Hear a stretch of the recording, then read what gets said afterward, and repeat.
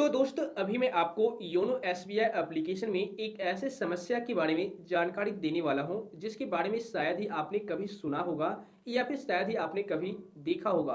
क्योंकि यह समस्या मेरे को भी फर्स्ट टाइम ही फेस करनी पड़ी है, लेकिन थोड़ी गंभीर समस्या है। सो अगर आप एक योनो एसबीआई यूजर हैं या फिर एसबीआई के बैंक होल्डर्स हैं तो प्लीज इस वीडियो को एंड तक देखिएगा, क्योंकि इस वीडियो में मैं आपको इस समस्या के बारे में बताऊंगा कि आखिर में यह कौन सी समस्या है और आपको क्यों फेस करनी फ्यूचर में पड़ सकती है और इसका सॉल्यूशन क्या है। पूरी डिटेल में आपको जानकारी देने वाला हूं। सो वीडियो काफी ज्यादा इन्फॉर्मेटिव होने वाली है। वीडियो को लाइक और शेयर जरूर कीजिएगा, और अगर आप मेरे को पहली बार देख रहे हैं तो चैनल को सब्सक्राइब करके नोटिफिकेशन बिल को जरूर दबा दीजिएगा, ताकि इसी तरीके का इन्फॉर्मेटिव कंटेंट सबसे पहले आप तक पहुंच सके।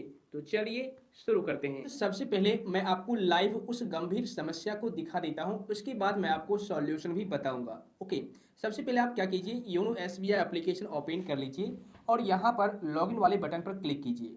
अब यहाँ पर मैं एम पिन डाल देता हूँ। तो देखिए यहाँ पर जैसे ही मैं एम पिन डाल करके लॉगिन करता हूँ तो कुछ इस तरीके का मुझे मैसेज शो होता है। ओके, देखिए यहाँ पर लिखा हुआ है your internet banking user name is locked, ठीक है, and you will not be able to access any of your account. मतलब कि मेरा जो इंटरनेट बैंकिंग यूजर है वो लॉक हो चुका है, जिस वजह से मैं किसी भी अकाउंट को एक्सेस नहीं कर सकता। चलो यहाँ तक तो ठीक है, मतलब कि मेरा अकाउंट लॉक हो चुका है, अनलॉक करना है, ठीक है। तो उसके लिए हम यूजर आईडी पर क्लिक करेंगे, यहाँ पर अब यूजर नेम डालेंगे और यहाँ पर पासवर्ड डालेंगे। ओके, उसके बाद लॉगिन पर आपको क्लिक कर देना है। तो जैसे ही आप लॉगिन पर क्लिक करेंगे तो यहाँ पर देखिए इस तरह का एक मैसेज शो हो गया, your access has been locked, to unlock the application kindly follow the process by clicking unlock, ठीक है। तो ये तो नॉर्मल सी बात है, यहाँ से आप अनलॉक कर सकते हैं, सिंपल आपको अनलॉक पर क्लिक कर देना है। क्लिक करने के बाद नेक्स्ट पेज आपके सामने ओपन हो जाएगा। दोस्त, यह गंभीर समस्या नहीं है, यह छोटी सी बात है, आप अनलॉक कर सकते हैं। आगे मैं गंभीर समस्या के बारे में भी बताने वाला हूँ। तो इसके बाद नेक्स्ट पेज इस तरीके से आएगा। यहाँ पर या तो आप अपना यूजर नेम और प्रोफाइल पासवर्ड डाल करके एक्सेस को अनलॉक कर सकते हैं, या फिर एटीएम कार्ड नंबर या फिर एटीएम पिन डाल करके आप अपना यूजर एक्सेस अनलॉक कर सकते हैं। तो फटाफट कोई एक ऑप्शन फिलअप कर लीजिए। तो इसके बाद नीचे में नेक्स्ट का बटन है, इस पर क्लिक कर दीजिए। तो देखिए यहाँ पर मैंने पूरी तरह से इन्फॉर्मेशन को फिल कर दिया। अब नेक्स्ट करना है। नेक्स्ट पर क्लिक करने के बाद इस तरह का एक पेज आ जाएगा। यहाँ पर अब आपको एक नया पासवर्ड क्रिएट कर लेना है, या फिर यूँ कहिए रीसेट कर लेना है। तो आप फटाफट पासवर्ड इनपुट कर दीजिए। देखिए दोस्त, यहाँ पर मैंने दोनों बॉक्स में पासवर्ड इनपुट कर दिया। अब यहाँ पर नीचे में कन्फर्म का बटन है, इस पर क्लिक करना है। क्लिक करने के बाद एक ओटीपी आएगा, उस ओटीपी को इस बॉक्स में फिल कर देना है, ठीक है ना। यहाँ पर आप ओटीपी फिलअप कर दीजिए।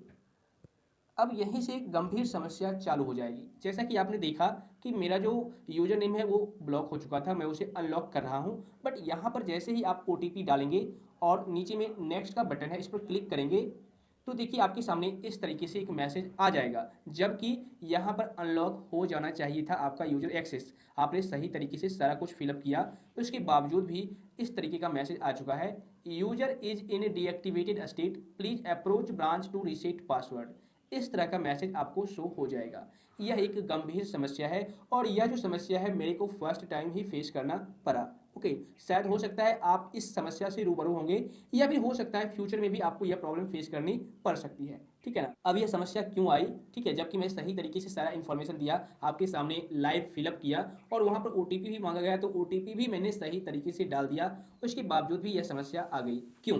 तो दोस्त, इसका रीजन है, इसका रीजन यह है कि अगर आप अपने योनो एसबीआई में या फिर इंटरनेट बैंकिंग में जाकर के जब आप लॉगिन कर रहे होंगे, तो वहां पर अगर आप बार बार गलत यूजर नेम या फिर बार बार आप गलत पासवर्ड डाल करके लॉगिन करने की कोशिश कर रहे होंगे 3 से 4 बार, तो उसके बाद होगा क्या कि आपका जो यूजर आईडी है वो डीएक्टिवेट हो जाएगा, ठीक है। किसी किसी केस में क्या होता है, ब्लॉक हो जाता है टेम्प्रोरी के लिए, और 24 आवर्स के बाद उसे अनब्लॉक कर दिया जाता है, ठीक है। लेकिन अगर आपका डीएक्टिवेट हो चुका है तो मतलब बंद हो चुका है। एक तो रीजन ये हो सकता है। दूसरा रीजन ये हो सकता है कि आपका जो यूजर नेम है और पासवर्ड किसी और के हाथ लग चुका है, और वो बार बार लॉगिन करने की कोशिश कर रहा है, बट ओटीपी आपके मोबाइल नंबर पर आ रही है लॉगिन करने के दौरान। ओटीपी वो डाल ही नहीं रहा है और वो लॉगिन नहीं कर पा रहा है, लेकिन बार बार ट्राई कर रहा है। तो इससे बैंक को ये लगता है कि यह जो बंदा है फ्रॉड है, गलत है, और आपके यूजर आईडी को डीएक्टिवेट कर देता है, ठीक है ना। उसके बाद तीसरा रीजन ये भी हो सकता है कि आपने अपना ज्वाइंट खाता ओपन करवा रखा होगा और बाद में आप जाकर के इसको सिंगल अकाउंट में कन्वर्ट कर दिए होंगे, यानी कि अपना अकाउंट अलग और जिनका आपसे ज्वाइंट था उनको अलग आपने कर दिया होगा। उसके बाद जब आप user ID same user ID और पासवर्ड डाल करके लॉगिन करने की कोशिश करते होंगे तो इस तरह का मैसेज आपको दिखता होगा। ओके। और उसके बाद एक और रीज़न हो सकता है, अगर आप एक लंबे समय तक योनो एसबीआई एप्लीकेशन में या फिर यूँ कहिए एसबीआई इंटरनेट बैंकिंग में लॉगिन नहीं करते हैं तो उस कंडीशन में भी इस तरह की समस्या आ जाती है, चूँकि बैंक ही आपके यूज़र आईडी को डीएक्टिवेट कर देता है। ठीक है, यहाँ पर ये लिखा हुआ है user is in deactivated state, please approach branch to reset password. ठीक है, तो यहाँ पर आपने अनब्लॉक करने का पूरा प्रोसेस किया लेकिन अनब्लॉक नहीं हुआ और एक नई गंभीर समस्या आपके सामने उत्पन्न हो गई। इसका मतलब यह है कि यूजर जो है डीएक्टिवेटेड स्टेट में पहुंच चुका है। ठीक है, मतलब कि यूजर आईडी डीएक्टिवेट इनका हो चुका है। अब इसको रीएक्टिवेट करने के लिए ब्रांच विजिट करना पड़ेगा। ठीक है ना, तो आपको अब क्या करना है, यहाँ से कुछ नहीं होने वाला, ना ही आप एसबीआई इंटरनेट बैंकिंग से कुछ कर सकते हैं और ना ही आप योनो एसबीआई एप्लीकेशन से कुछ भी कर सकते हैं। ठीक है, आपको सीधा ब्रांच विजिट करना है, होम ब्रांच, और वहाँ पर आपको अपना पैन कार्ड, आधार कार्ड और उसके बाद वहाँ पर एक फॉर्म फिलअप करने के लिए बोला जाएगा, जो कि मैं अभी आपको लाइव दिखाने वाला हूँ। देखिए यहाँ पर आपको इस तरह का फॉर्म फिलअप करना पड़ सकता है। यह जो फॉर्म है आपको होम ब्रांच में मिल जाएगा या फिर आप इंटरनेट बैंकिंग के थ्रू डाउनलोड कर सकते हैं। ठीक है, यहाँ पर इस फॉर्म को ले लेना है और यहाँ पर इस बॉक्स में जो रेड कलर में आपको दिख रहा होगा फिलअप किया हुआ, वही मैं आपको बताने वाला हूँ। यहाँ पर आपको अपने ब्रांच का नाम और सिटी डाल देना है, सिटी का नाम।